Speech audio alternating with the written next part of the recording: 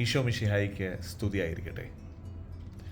യോഹന്നാൻ എഴുതിയ 1-ാം ലേഖനത്തിൽ 1:9 ഇങ്ങനെയാണ് വചനം പറയുന്നത്: എന്നാൽ നാം പാപങ്ങൾ ഏറ്റുപറയുന്നെങ്കിൽ അവൻ വിശ്വസ്തനും നീതിമാനുമാകയാൽ പാപങ്ങൾ ക്ഷമിക്കുകയും എല്ലാ അനീതികളിൽ നിന്ന് നമ്മെ ശുദ്ധീകരിക്കുകയും ചെയ്യും.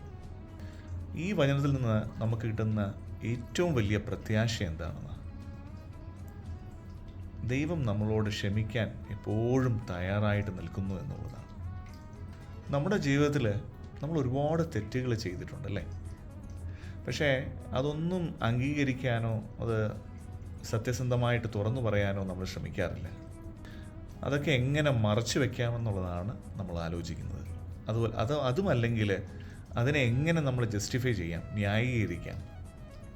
എന്നാൽ നാം നമ്മുടെ പാപങ്ങൾ, നമ്മുടെ തെറ്റുകൾ ദൈവത്തിൻ്റെ മുമ്പിൽ സത്യസന്ധമായിട്ട് തുറന്നു പറയുകയാണെങ്കിൽ അവൻ നമ്മളോട് കുറ്റപ്പെടുത്താൻ നിൽക്കത്തില്ല, മറിച്ച് നമ്മളോട് സ്നേഹത്തോടെ അത് ക്ഷമിക്കുക തന്നെ ചെയ്യും.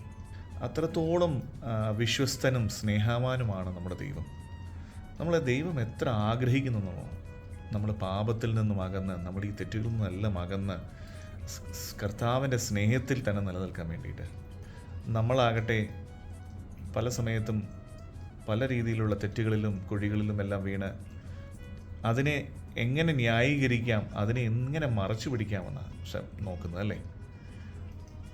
ആ കർത്താവിൻ്റെ സ്നേഹത്തിലേക്കൊന്ന് നോക്കിക്കേ.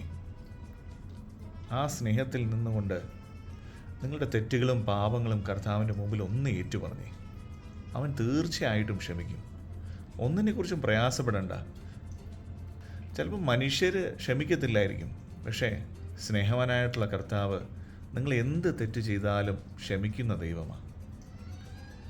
ഈ കർത്താവിന് ക്ഷമ ലഭിക്കാൻ നമുക്ക് ഒരു പൂർണ്ണതയുടെ ആവശ്യമില്ല, സത്യസന്ധത മാത്രമാണ് ആവശ്യം. എല്ലാവരെയും കർത്താവ് ധാരാളമായി അനുഗ്രഹിക്കട്ടെ. ആമേൻ.